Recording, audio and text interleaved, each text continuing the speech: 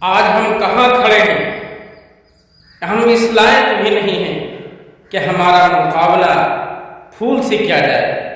ایک پھول کو کوئی بھی انسان دیکھتا ہے، امیر ہو، غریب ہو، چھوٹا ہو، بڑا ہو، سب اس سے محبت کرتا ہے، سب اس پھول کو گلے لگاتا ہے اور پھر اس کو اچھے سے رکھنے کی کوشش کرتا ہے۔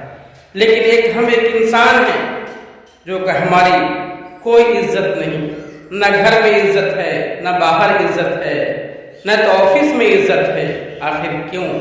ہمارے کیریکٹر، ہمارے اخلاق اچھے نہیں ہیں، اس لیے ہماری عزت کہیں بھی نہیں ہے۔ ہمیشہ اپنے آپ کو ایک پھول کی طرح رکھو، اپنی زندگی کو ایک مہکتے ہوئے پھول کی طرح بناؤ کہ جہاں بھی لوگ دیکھیں عزت کریں، جہاں بھی لوگ دیکھیں سلام کریں۔ پھول کا کیا کام ہے؟ جب تک یہ زندہ رہتا ہے، ہرا بھرا رہتا ہے، اپنی خوشبو لوگوں کو دیتا رہتا ہے، جب یہ ختم ہو جاتا ہے تو پھر خوشبو دینا بند کر دیتا ہے۔